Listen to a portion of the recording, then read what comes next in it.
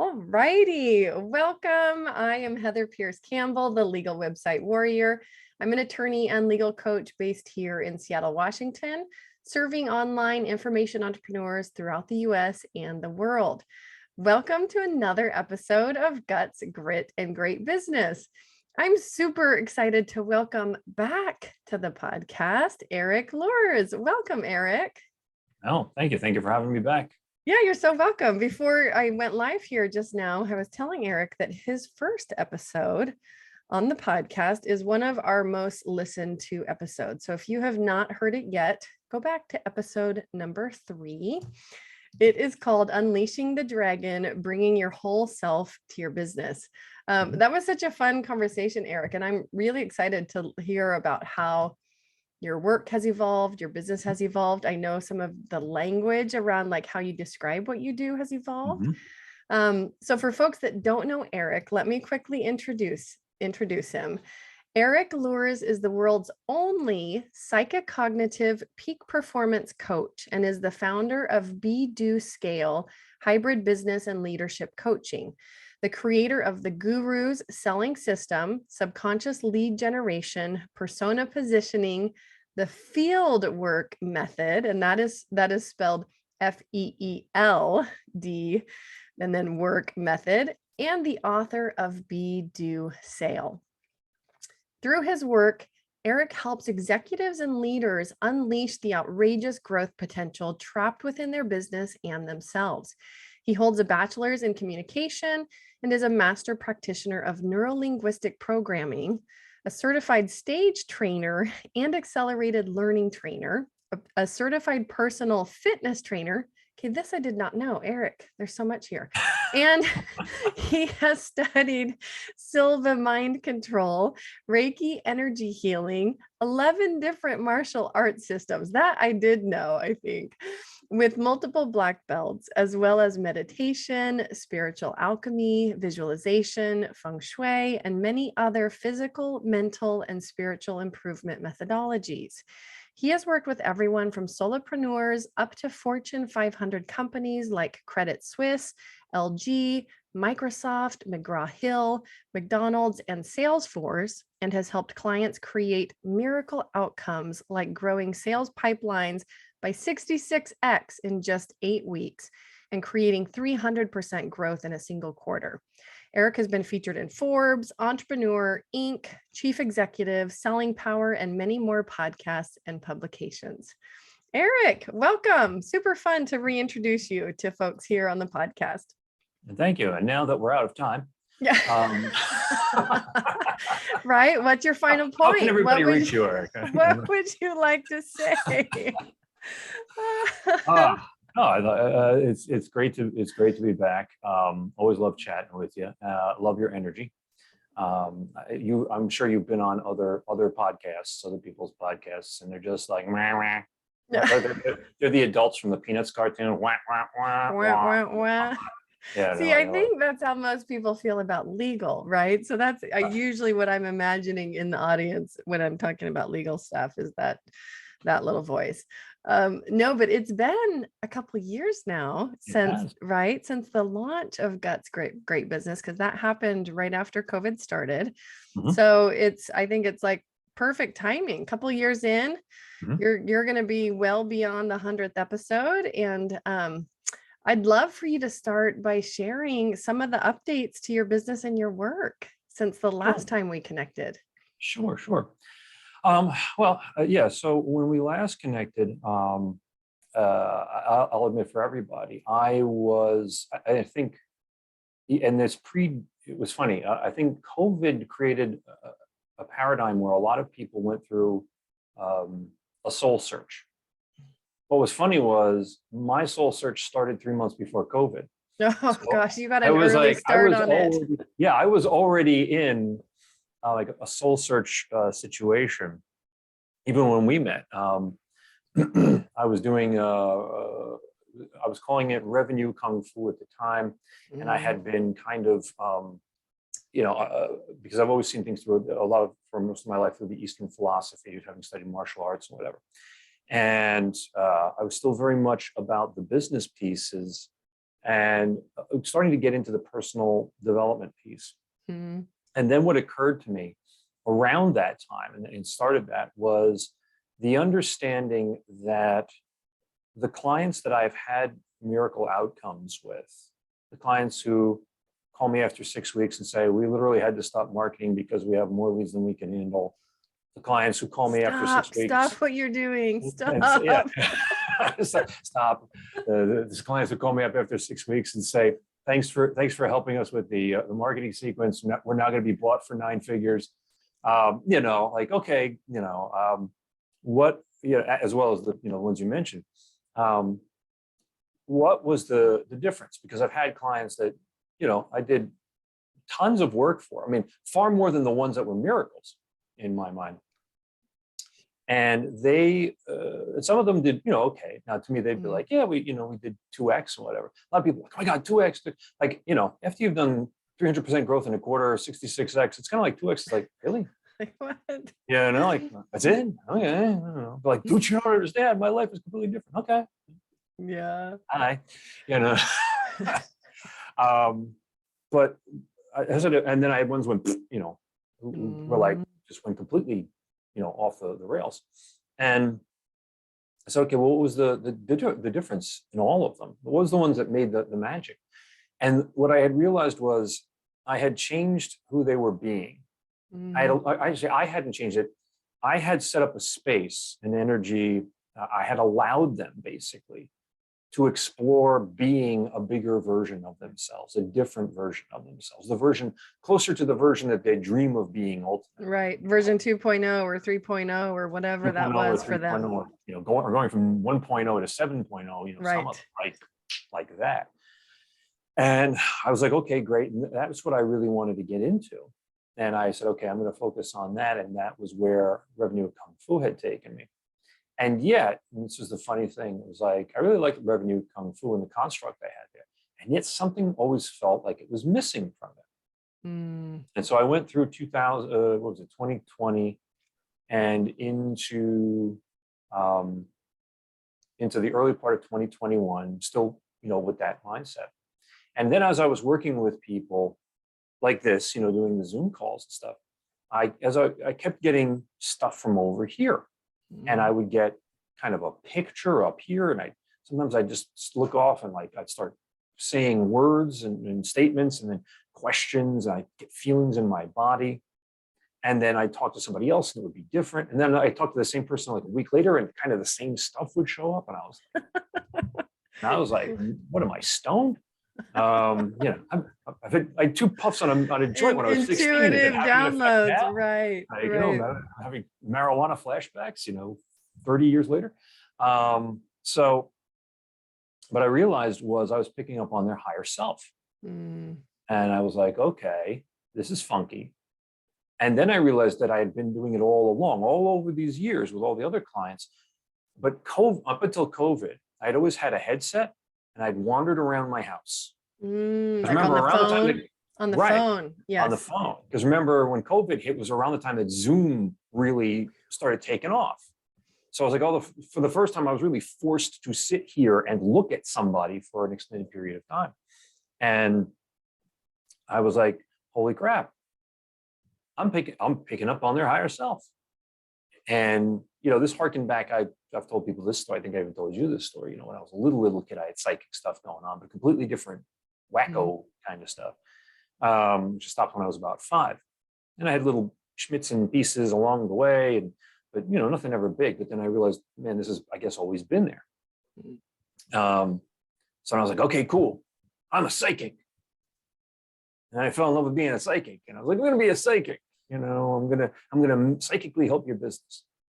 And then finally it was like, okay, and that was okay, but I futzed around. Still not on target exactly for you. It was like, okay, and then finally it was like, okay, I had to sit down, I had to look at it and say, okay, what am I really bringing simultaneously? What I realized was in my work, I was simultaneously bringing that understanding of the psychic, the higher self.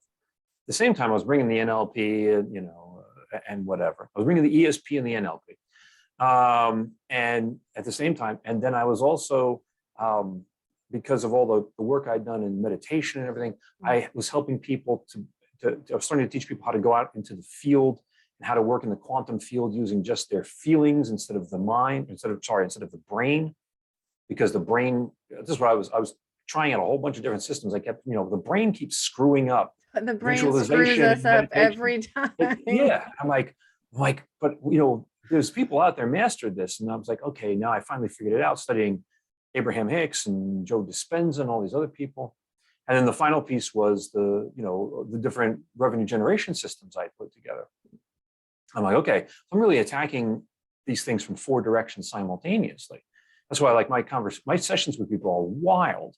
I will go from figuring out that your uncle screwed you up to, okay, your marketing should be this, to, okay, well, we're going to create this in the field. Okay, you're having this mental block, like Right. wild, from childhood trauma to how to write a headline in 5 minutes.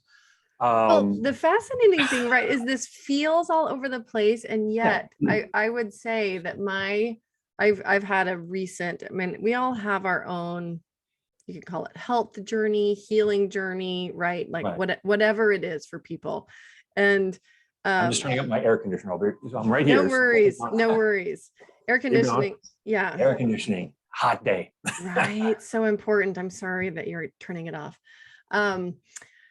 But the thing that is so fascinating is so many of those things actually are not completely unrelated, right? They might seem, but in my own journey, my sister and I recently actually flew down to LA to meet with this guy, Dr. Doug, who maybe I'll get on the podcast actually, but he, sorting out, and we each have had our own issues, our own journeys as moms, right? But all of these things that contribute to certain health things that we're trying to sort out. And I had my mind blown several times in this experience of working with the doctor and realizing that some of the stuff I'm facing now completely relates back to like a single experience I had as a 3-year-old, right? Where some belief got embedded so deeply in my subconscious that even though as an adult, I thought I had worked through it, awareness practices, all these other things, like, oh no, it was still there, alive and strong. And anyways, he has his own methodologies for helping people kind of disconnect certain neurology and like recreate a new neural pathway so that that's no longer, controlling their thought patterns, even subconscious thought patterns. But like, it really changed everything that I thought I knew about health, about healing, about the relationship between things that even now that we're really unaware of from our past, and like the true impact, And so, and even like, as I look at how it has limited me in certain ways, like in my health, and then I'm thinking like, just like that, what is it doing to my business? What does it do? Like every other area, mothering, business, revenue generation. So as much as it seems all over the place, I know it's not. It's all connected. It's all relevant. It is. There's this site. That's why I love when people say, work-life balance. I laugh my ass off because I'm like, I'm sorry. Does your life? So like you get up to the office door and you're like, okay, you put your life is in over a little there. box right outside. Okay, life. We'll check in with you later. 5 o'clock. Lock you up, safe. Go in, and now I'm business entity. Like, like if your child calls like during workouts, like I don't know who you are because my life is outside. So I'm in the business mode. We'll check in with you at 5 o'clock. Oh yes, you're a part of the box outside. I don't know. Like no, you're it's like trying to inflate one part of a tire. You're going off the road real fast if you think that it's like just this 1/4 of the tire is super fat and the rest of it, poof, off the rails you go. But and that's why I ended up calling what I do now Be Do Scale, because really at the end of the day, your beingness is your business. Yes. And I say to people, look, if you look at your current reality, it's based on your past actions. Your current reality is not actually the present moment. It's not, Mm. it is the result of, it's like the rooster tail from the boat. The rooster tail doesn't dictate where the boat's going to go 5 seconds from now. But, and yet we're living in a rooster tail going, well, this must be what tomorrow is going to look like. Now, I don't know about you. I've been in a lot of power boats. At some point in time, you got to turn the wheel. You're going to be smashing into somebody's tiki bar. So, there's always these course corrections. And I say, if you want to change your business, you want to change the future of your business, or if you want to see the future of your business, just look at your current beingness. Because who you're being in this moment will be your business in the future, and it will be your parenting in the future, and it will be your love life in the future, and it will be your health in the future, and it will be your, who you are being. And again, you are, your work is an aspect of you. Mm. Your love life is an aspect of you. Your parenting is an aspect of you. Your working out is an aspect of you. Your food choices are an aspect of you. And so there is no work-life balance, because it's like trying to take an aspect of you and saying it is separate from the whole. Mm-hmm. And a lot of the stuff that you have, that I focus on, because I focus on working with folks that are like driven, they're like in innovative, creative, consultative businesses. They're driven by a mission or purpose, helping them to find that balance of themselves in their business.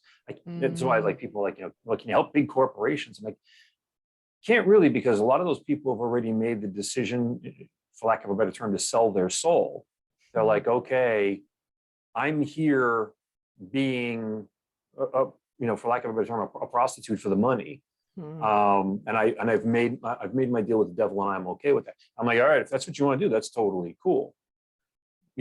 But there are people, I think the world is moving towards, and I think COVID drove us in this direction of wanting more meaning. And that's why you're seeing things like the Great Resignation still going on. And because companies are confounded, because they're like, wait a minute, the stimulus money ran out a long time ago. How the hell are people still not coming back to work? And it's like, because they've realized,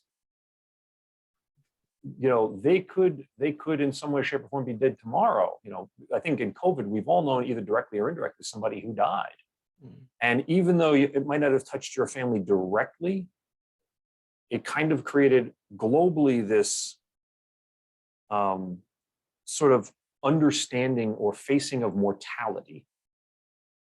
And when you all of a sudden are artificially forced to face mortality far ahead of schedule on a global scale, then life starts to be, then it's like, well, life starts to have, what does my life mean?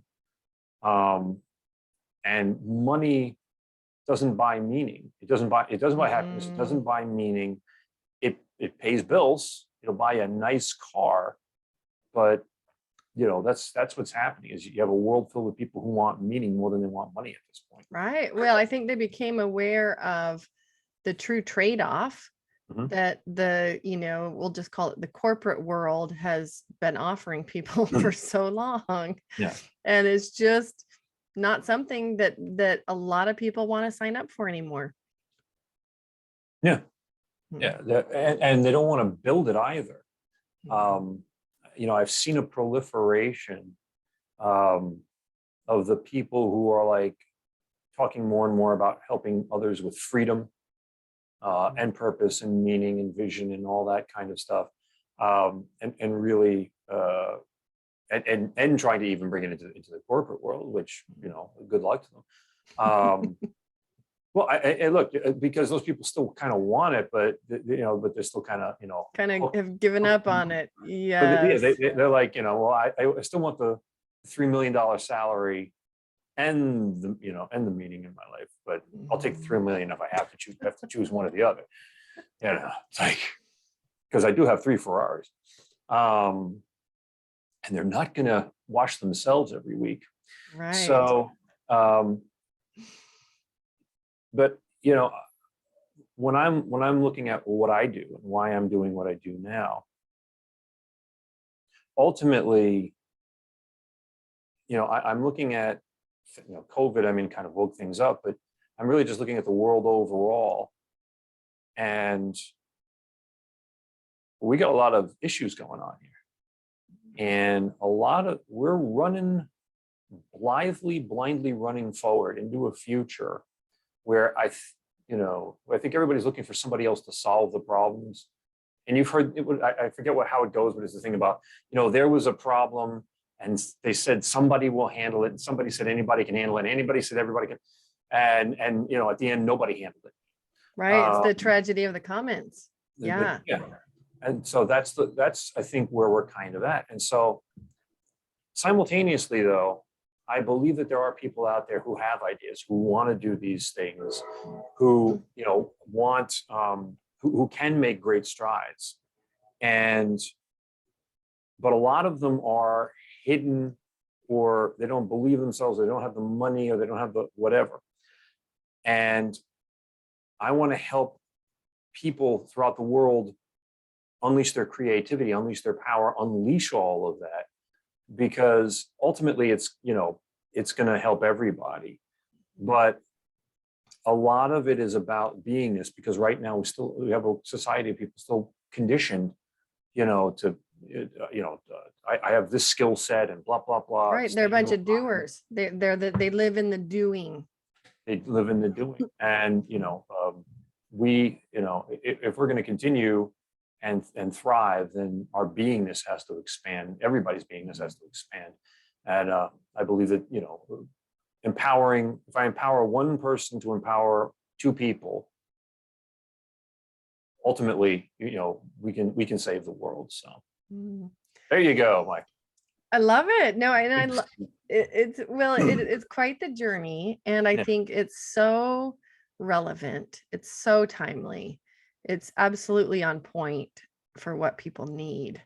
Yeah.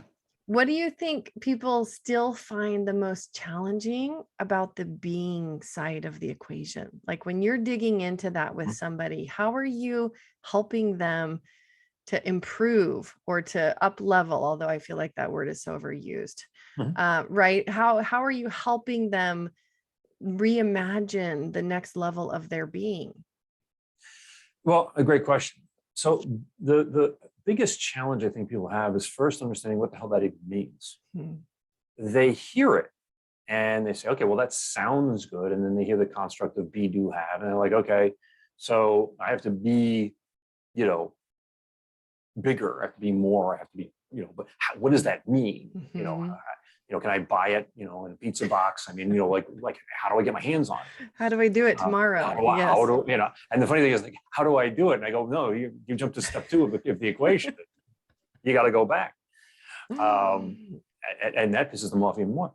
But it's what I help them, or the first thing I really want people to understand is you kind of have to disassemble existence in your own understanding first.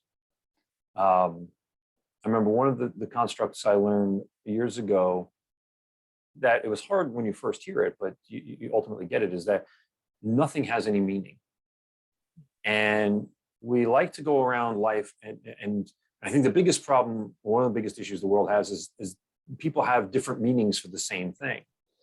And if we could all understand that, people ascribe their own meaning because we have free will. So we're giving meaning to everything in the world.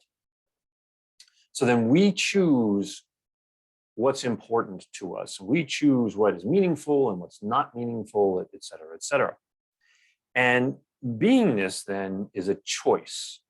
It's about, okay, I'm right now by default, I'm being this version of myself. It's the version who accepts this amount of money. It's the version that accepts this relationship. It's the version that accepts this health level. It's the whatever it is, right? And it's not about like, oh, that's bad. It's just right now you have free will, and you even have free will up until the point to say, I'm just going to lay back and let whatever the hell happens happen. Okay, again, you have free will. It's totally okay. There's no right or wrong. So you say, okay, I want to have a different beingness. Well, now you're exercising that understanding. Then it's about, okay, getting in touch with what that being, like what being different actually is. And being different, and this is where, I mentioned earlier that the brain screws everything up. We start trying to think, what's that going to look like? And they give you that list of like, write down what your world will look like when you are, like, I'm going to have 15 mansions and they're all going to be, one's going to be air, it's going to be in the sky and powered by solar power. Like, okay, Superman, like, yeah, I'll be able to fly, like, okay. But it's, and we all have kind of like, we're all this version 1 of ourselves. And that version 1 tries its best to imagine what a version 5 of itself would want. But as we move up, like the landscape changes. So I say, okay, what I finally came to understand was that feeling is being. What you feel is real. So if you're going to change your beingness, you have to change your feelingness. So, and that's where field work was born, because I understood, from learning from Joe Dispenza, about the quantum field and other quantum physicists, actual quantum physicists, and guys, little known people like Albert Einstein, right? People we've never heard of. And so going out into the field and then saying, okay, taking that list of goodies that I want, that's means success to me, and breaking it down and saying, okay, ultimately, everything we want because of we believe in some way, shape, or form it'll make us happy. Abraham Hicks. So what I do is I help folks take their list of goodies and play it out until they can explain to me, ultimately, I want the Ferrari. Why do you want the Ferrari? To make my neighbor feel like crap because he insulted my car. And like whatever it is, I want the mansion. Why do I want the mansion? So I can impress chicks. So I can, like whatever it is. But ultimately, it's to play it out to the end to get to the emotion. Right. And ultimately, the emotions become very, very simple. Like, I want to feel loved and loving. I want to feel, appreciated or happy. I want to feel peaceful. I want to feel abundant. I want to, getting to those general but very powerful statements. And then having people just go into the field without the visuals and without any of that stuff, and just feeling those feelings. And when you can purely go into a field of feeling and not taking the brain with you, but actually being out in pure feeling, and then just drop like abundance. And then it's going to go out there and it's going to do something, and it's going to create its own sensation, and it's going to come back at you. And all of a sudden it's like, you're going to feel a version of abundance you've never felt before. And it's like, and then, and as a creature, as an organism, we're able to have one experience learning. So boom, we get that feeling in us. It's like I want to experience that again. And the universe, because the universe, all it does is it's a mirror. It doesn't judge what you send out. It just sends it back. If you send out E, it'll send E back. It won't send out F.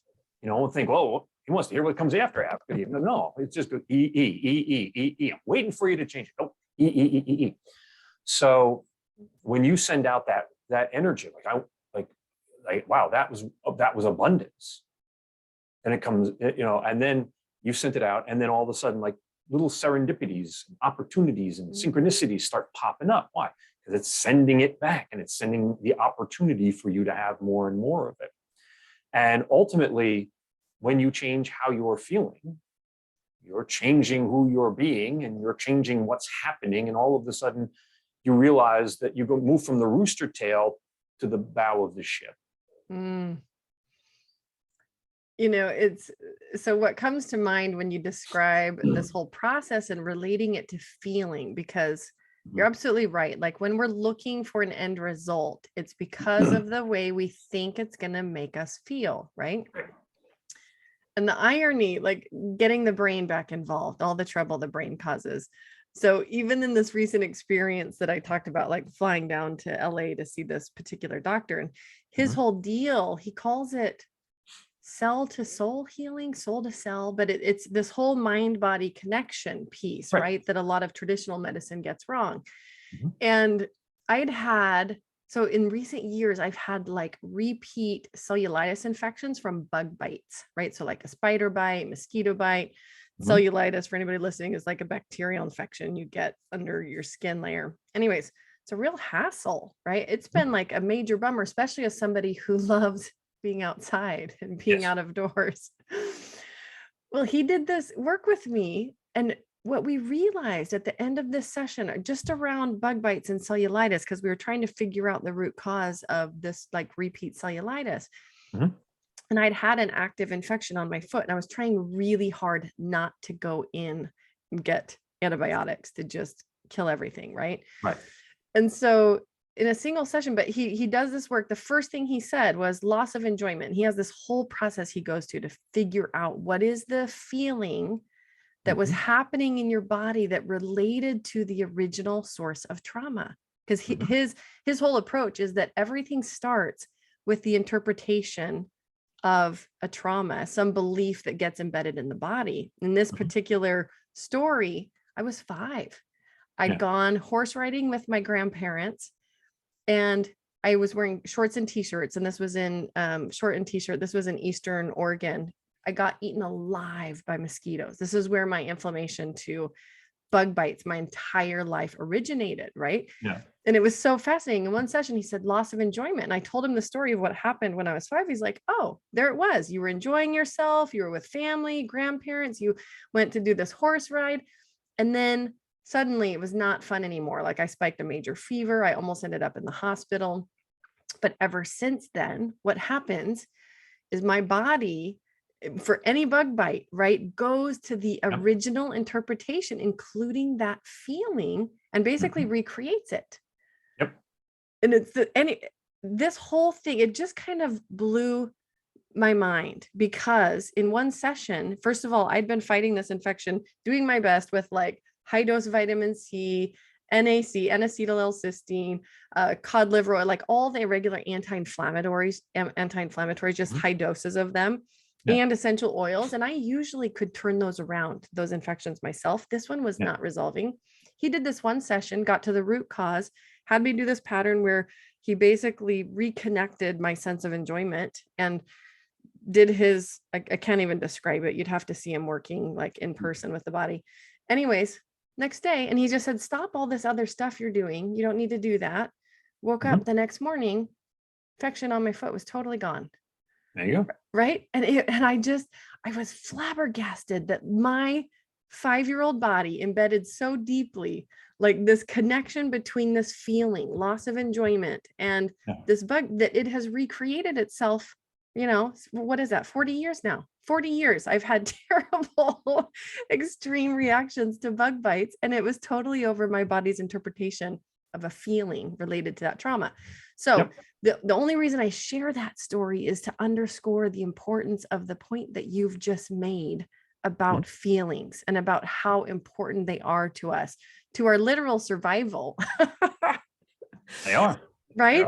They are. And yet I feel like they are so often the thing that is just immediately overlooked in most circumstances. We want to go right to the brain part of the equation.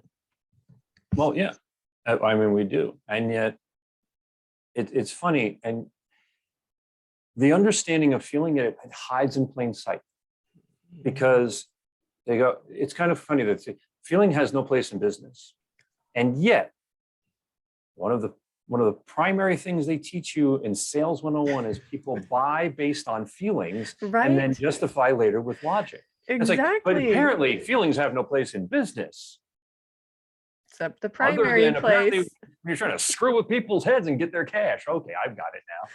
So, feelings are weakness. Okay, got it. Yes. But the whole thing is, we are. I remember long ago, one of my first teachers telling me, like describing human beings are servo mechanisms.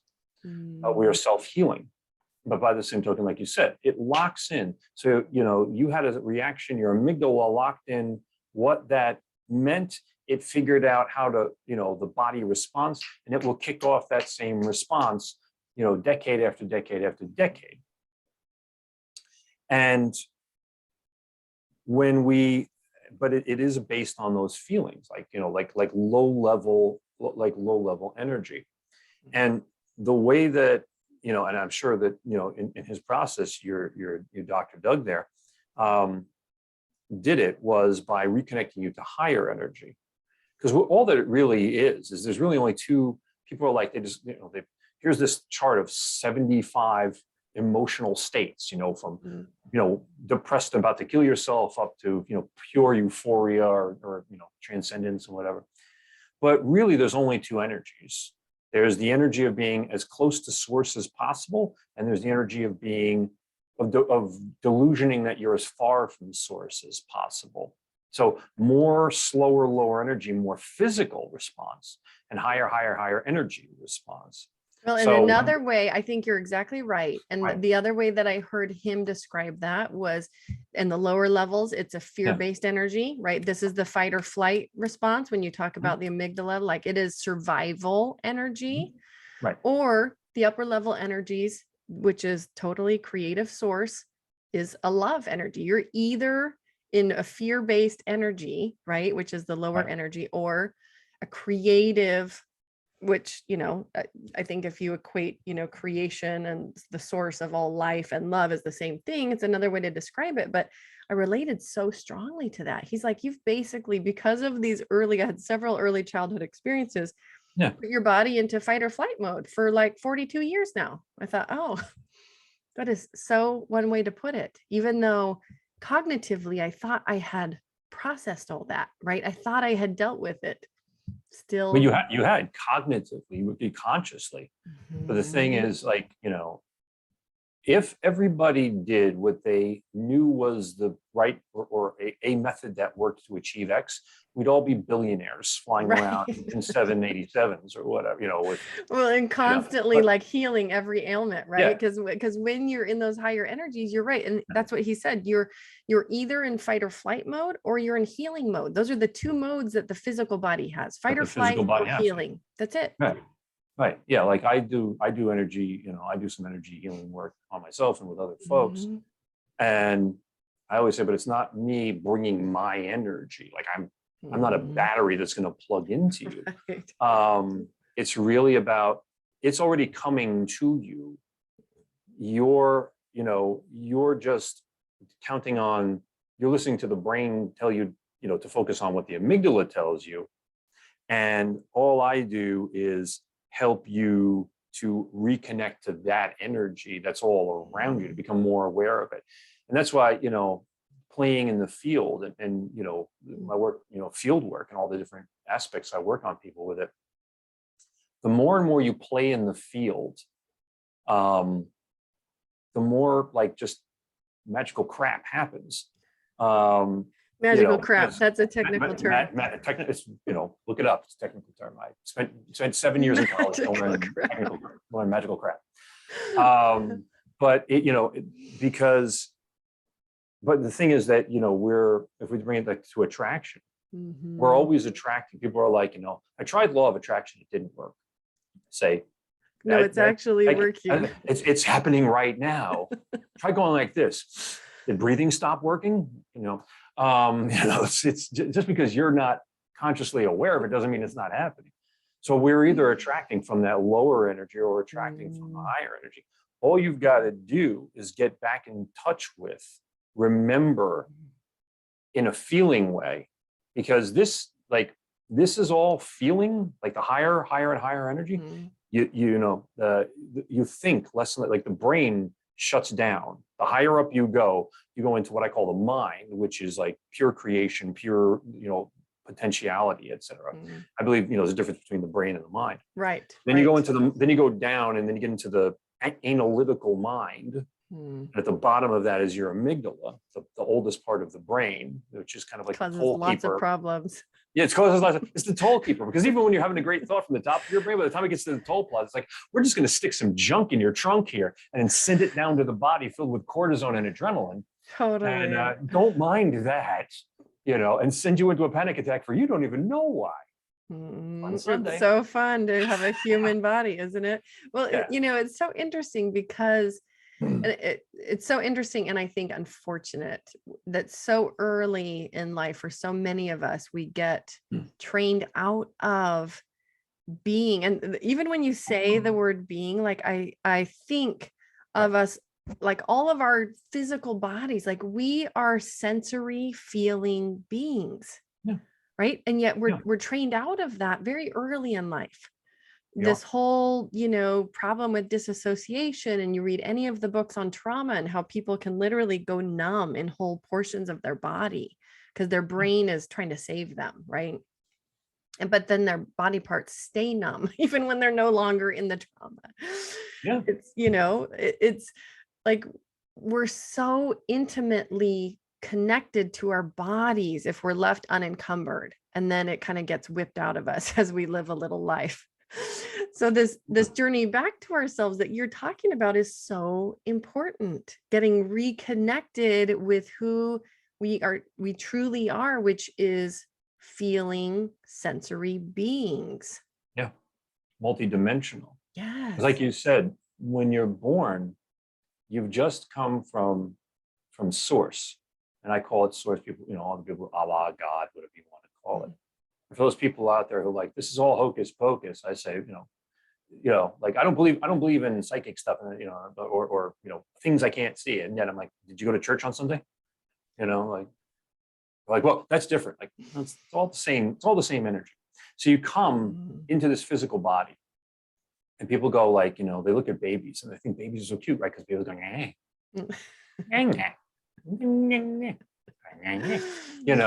and it's because this thing that was pure energy, this entity that was pure energy, is now all of a sudden the human body is a much lower, slower energy. It has to be, right? So it's already like, it's like trying to figure out, okay, I'm having brain, there's electrical circuitry things going on, and things are moving, and there's liquid coming out of me, and and like slowly you're learning, okay, this is a human body. And like you said, when we look at kids, and we're like our children who have invisible friends, and you see and you see these pictures of small children with like tons of lights around them, and yet some adult, they took a picture of the same guy in the same room 10 seconds later, nothing, But little kids, it's like you can't see half the picture because there's just all these bowls of light. They're all like laughing and whatever because they can pick up on it. It's historical. I got tons of pictures of my daughters like that, and it's all energy. They're still like, so they move between the worlds of the physical and the non-physical so effortlessly. And they are far more powerful beings than the adults who have been conditioned to shut that out and focus on this physical form only. And that's why beingness, and I bring everything back to beingness, because when we look at businesses that have scaled, to kind of bring things back to business, when we look at businesses that have scaled, that scale rapidly, that people love to work for, I love being here, I love working here. They don't say, boy, the paycheck is compensatory with my educational level and skills, like that. I love working here. I'd work, I would work here even if they paid me half of what they're paying me. Because there is this feeling. Because they, the leaders and the founders they're working at at energies, at higher level of energies. And we look at the people that we admire in the world. These are people whose energy is much bigger than they are. The people, you've probably been in rooms where some person you never saw before walked in some networking event. And all of a sudden you could just feel the room shift. And like, you just started noticing people just started kind of moving towards that person. Even they might not even be looking at that person, right? But just like you start noticing like why is everybody kind of moving into that corner? Gravitational pull it's literally the law of attraction. The higher your energy, you're going to attract more. You attract more joy, you attract more fun, you attract more money, you attract more of the positive things. And then down here, you're still attracting just as powerfully, but you're attracting the negative things. And that's really, it comes back to babies are up here until we train them to be down here. So Oh, just, I just know. go It's back up. so right. It's so sad when you put it that way. Yeah. But it is just so true. I mean, both of my children have had all kinds of experiences that, you know, the average person just would not be able to explain, but it's absolutely like they just are connected little energy sources, you know. Yeah. Keep them that way. Right, we're trying. Yes, I know, right? As I learn about, like, you know, I mean, even in this physical journey, things like epigenetics and anyways, I won't go into the deep hole of my recent learning, but it is fascinating, and it does have me, yeah, just looking at things, even just, you know, relatively small things though in a totally different way. And what I think it means, I mean, the exciting part, even as it relates to this conversation, is the potential that people have as individuals, as entrepreneurs running a business, like the pure potential that exists for them to change anything, really, right? So, and I know, like, I'm looking here. Oh my goodness, we just have a few minutes left.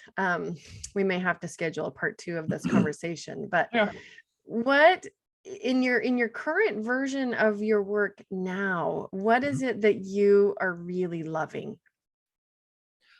I love getting to feel people's energy. I love to get in touch with their higher self. It's kind of wild. Sometimes it's scary because when I can get into, because almost everyone at some point, they have a fear somewhere. And what happens is I start to feel their body. So I start to feel internally what they're feeling, as well as picking up on their higher self simultaneously. So I'm kind of having the experience for them that their higher self wants them to have. And what I really enjoy, though, is being able to feel the various things that the higher self is trying to communicate, and then just going blah, blah, blah, blah, blah. And, you know, and saying, okay, you're having this thing about money. I'm getting, it's up here. So it's parent level, but it's off to the side. It's male. What did your uncle teach you? And just like the question will come out of my mouth. What did your uncle tell you about money responsibility? And they'll say, you know, I had a client who did this recently, you know, and said something along the lines of, my uncle, you know, always told me, you know, you take care of family, take care of family, not take care of family. And I have this thing now where I feel like I can't be more successful than my siblings, and I can't be more successful than my parents, but yet I have to take care of them because I'm technically more successful than them, and da da da da da da da. And so, like, allowing, like, I just allow the higher self to kind of talk through me. I don't try to figure out how to help them. I just go, okay, you're going to talk through me, just you know, and then as needed, higher self will say, okay, Erik, I'm going to grab one of your strategies out of your brain, and we're going to go, okay, fine, go ahead. Did it take you a while? I know, not to interrupt, but did it take you a while to trust that voice, to trust like what was coming through, and or because I know it sounds like you have a whole new level of recognition about what it is, right? So that has to help, like, at least for me on the outside, that has to feel good, feel like a new level of understanding even of your own work. But did it take you some time to just be okay with letting it flow? Talk to me a little bit about that process or that evolution. Yeah, I mean, I will, you know, it's still a learning process, because I will still at times catch myself like saying, okay, I'm going to get involved here and I'm going to start thinking of crap to say, like, and then it's just, you know, and then all of a sudden I hear myself going, bang, bang, bang, and I'm like, oh, my amygdala decided to pipe in, you know, like, can't let them down. This human side of me. Those human things. So then I kind of like, so then I kind of like, okay, I'm going to go back into the field And it was like, Mm, and then like, so like that learning process, like I'm constantly going back, like, oh yeah, I'm back here. I'm back here. mhm. I'm Yeah, and back for here. people not watching the video, right, pointing to his head, back up in my brain. Yes. Back on, and then out, and then Mhm, and in, then and then out. out. So I think, Mm, that's what I'd love to be able to see the world be able to do, is to understand when I'm in my head and when I'm in my higher self. yeah. Oh, it's hugely important. The thing I've been doing recently, even just with my kids at night, is trying to help them do a visualization before bed. Because that's Mhm. usually when I can get them the calmest, right? They can't run away. They're kind of forced to listen to me. But getting them to, first of all, do like a physical reaction, actually get in tune with, each part of their body, like move through their Mhm. body. Okay. And then picture, and I can't remember even what I call it. Oh, I think I just call it like an energy or a light, because I think it helps for kids to be able to actually think of something, and they can make it whatever color they want, but basically creative source connecting like to them above their crown chakra and flowing through their body. Okay. Once their body's completely full, right, flowing out the soles of their feet and connecting deeply into the earth, but just like concentrating on that energy of flow and being connected to source. And it's been interesting because we've done it now often enough that they know the visualization, they know it's coming. But like my 4-year-old, my daughter, Yeah. her breathing slows down. She takes these deep breaths. I talk about breathing out any stresses from the day and breathing in relaxation. And, you know, this is just the tip of the iceberg, but I want them to recognize the feeling that they can help create in themselves to Mhm. shift out of that busy, fight or flight mode or whatever, into like, oh yeah, I can actually create a moment of peace or of connectedness or relaxation. And even for adults, like I think, how many times do Oh I yeah. go through a day just going from thing to thing to thing and doing these things for the kids and the dog and, maintaining schedules, all the things that it takes to be human. Yeah. Right. And just these small moments of mindfulness to shift back, like what you're saying, being aware of when we're in our heads, when we're acting out of lower energy, and shifting back into higher creative energy. Yeah. Yeah. Just It's a little play on that. You can happily try, what I would Mhm. call a bedtime beingness, Love is it. is Bedtime just beingness. is simply ask them, what is the thing that made you, what's something that makes you really happy?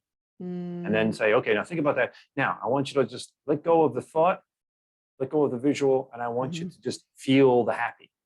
Just feel the happy. Let everything else go and surrender To to the the feeling. feeling. And every Mm, time you feel yourself being pulled back, surrender again. mm. Because what the amygdala wants control, Wants to pull you back, it right? tries to pull you, and all you have to do is be aware. It's okay, it's like an ocean. Okay, it's trying to pull me back. Mm.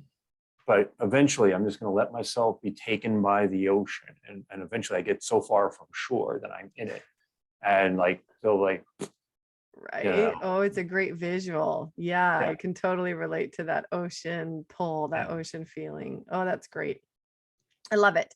Eric, this is so fun. I just think, I don't know. I really hope that we have some listeners that are like, I can be thinking about things in a whole new way, right? And Mhm. through a paradigm, I guess for some of us that is absolutely true. When you start to look backwards and recognize, and I think that's the challenging part of life, is that we often don't learn these things until we've been through certain pits of despair, I'll just call Yeah, them, right? It's really true. Um, but recognizing, being able to take now that new recognition and move forward with a new level of awareness and mindfulness, I just think is so powerful.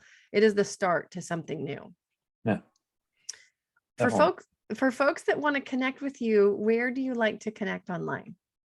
I mean, if they want, they can certainly check me out on LinkedIn. Mhm. They can also check out my website, www.ericluhrs. Make sure you put in the www, That's right. Because if you put in just the regular one, it goes funky somewhere else. So don't do that. And Erik No. Luhrs is spelled ERIKLUHRS. .com. And folks are interested in, if you're the owner of a creative or innovative or consultative company, you're interested in this kind of work for yourself. I love to do a kind of a trial session so people can get a feel for psychic cognitive work. And I call it one question power session, basically helping you figure out the one question that'll knock down all the other dominoes in your business. So just www.ericluhrs.com/power. Oh, I love that. If you are listening, I would be sprinting to that power. That is just extremely generous, Erik. You can find the links for Erik online, his website, social media at legalwebsitewarrior.com/podcast. Erik, it's such a joy to connect with you again. What final thought would you like to leave listeners with? Basically, I think what I'd like everybody to truly understand in the world is that you can be whoever you want to be. You just have to allow yourself, give yourself permission to be it. Giving yourself permission, giving yourself the ability to allow yourself to be who you want to be is the greatest gift you can give yourself and the most freeing. It's so beautiful. I love that. I think it's the perfect thing to end on. Erik, thanks for joining me again today. So great to chat with you. Thank you.